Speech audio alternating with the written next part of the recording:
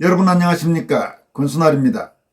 국무총리와 자유한국당 대표 등을 지낸 황교안 부방대 총괄대표가 이준석은 부정선거 획책 세력과 손을 잡았는가라면서 이준석 전 국민의힘 대표를 강도 높게 질타했습니다.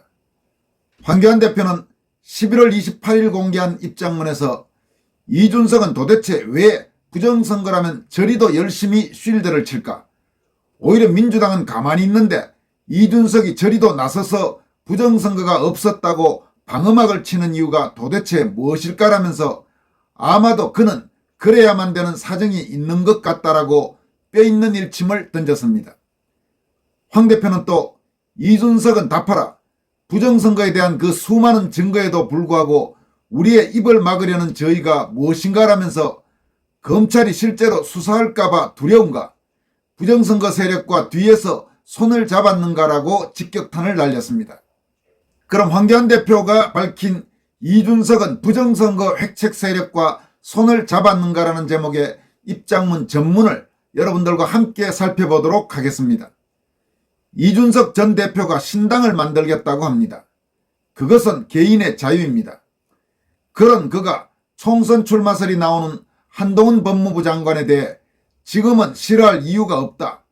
극지하는 복권에 대해 미리 낙담할 필요도 없다고 말했습니다. 거기까진 좋습니다.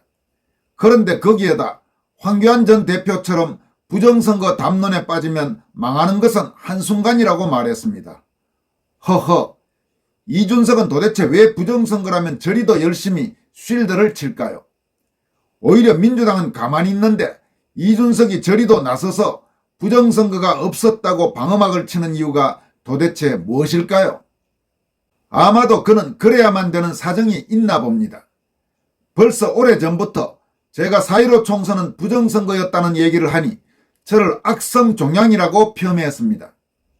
부정선거를 입에 올리는 사람은 당 근처에 얼씬도 못하게 하겠다고 엄포를 놓았습니다. 그 당시 이준석은 국민의힘 당대표였으니 그 위세가 대단했습니다.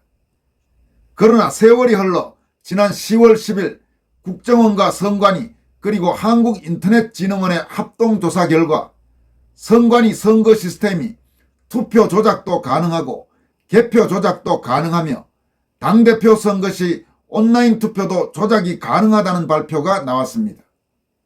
이준석이 당대표가 되던 시점에는 그가 다른 후보와의 득표율에서 계속 뒤지고 있다가 막판에 이 온라인 투표에서 뒤집혀서 당대표가 되었던 사실을 기억합니다.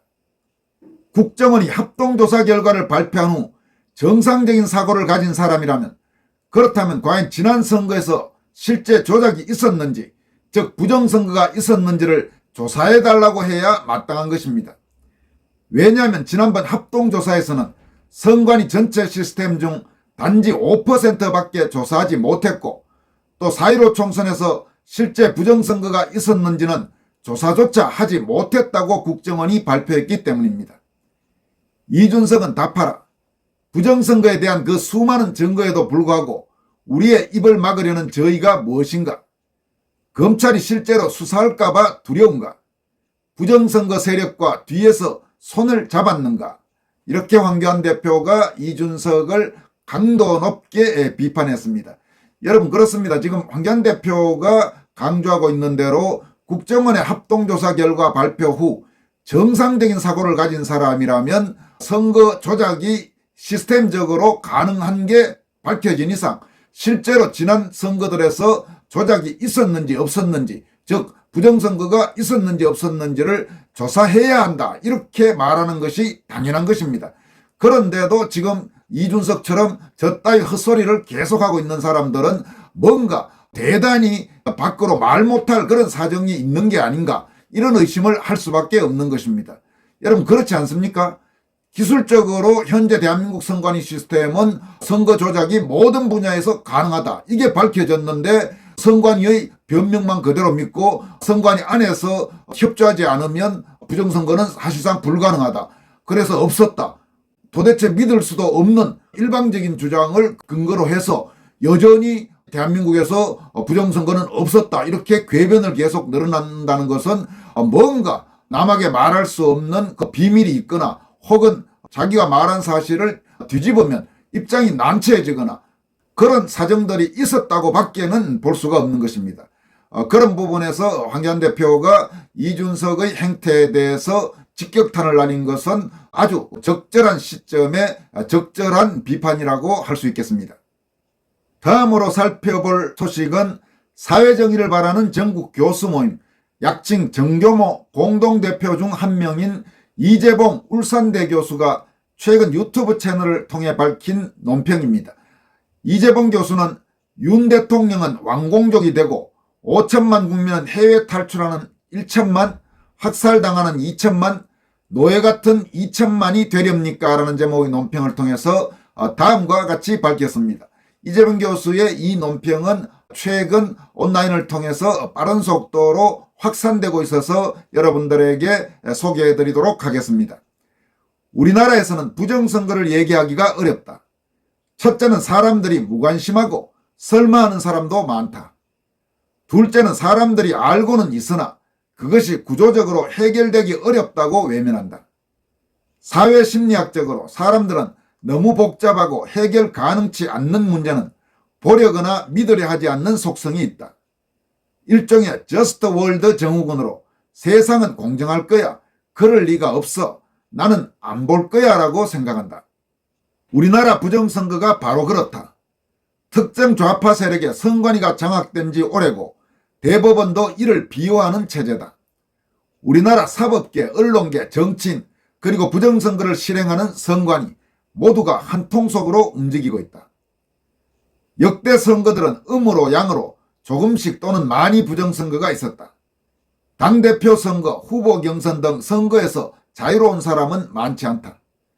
그런데 지금 벌어지는 양상은 지역구에서 누가 되고 의석수를 누가 많이 점하느냐를 떠나 대한민국 국권을 위협하고 자유민주주의 체제가 위협받는 지경까지 와 있다.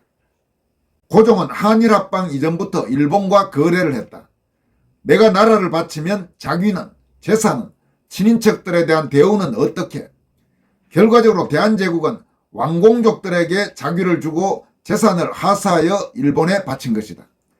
총 한 방 쏘지 않고 대규모 저항은 물론 전쟁도 없었다. 백성들이 바라만 보다가 나라가 넘어간 것이다. 여기에 왕공족의 왕은 이제 임금왕자죠. 그리고 공은 무슨 공작 백작 할 때 김공, 이공 할 때 그 공입니다. 그래서 왕과 그런 귀족들 합쳐서 지금 왕공족이라고 이재봉 교수가 표현했습니다. 현재도 똑같은 상황이 벌어지고 있다. 이전 선거에서는 A 후보와 B 후보가 있으면 B 후보의 표를 일정 부분 뺏어왔다. 사전투표와 개표 사이의 간격을 이용해서 표를 바꾸거나 이동 중 표가리를 했다면 이번 강서구청장 보선에서는 사이버 세계에만 있는 사전투표자 명부를 뻥튀기해서 몰아줬다. 내년 총선에서 민주당 200석을 이야기하는 것은 허언이 아니다. 우리가 선거 이야기할 때 그 배후에 있는 종북 세력 그리고 이것이 어디로 움직이는가를 볼 줄 알아야 한다. 현재 상황이 바로 총 한 방 쏘지 않고 대한민국 선거를 도둑질해서 갖다 바치는 형국이다.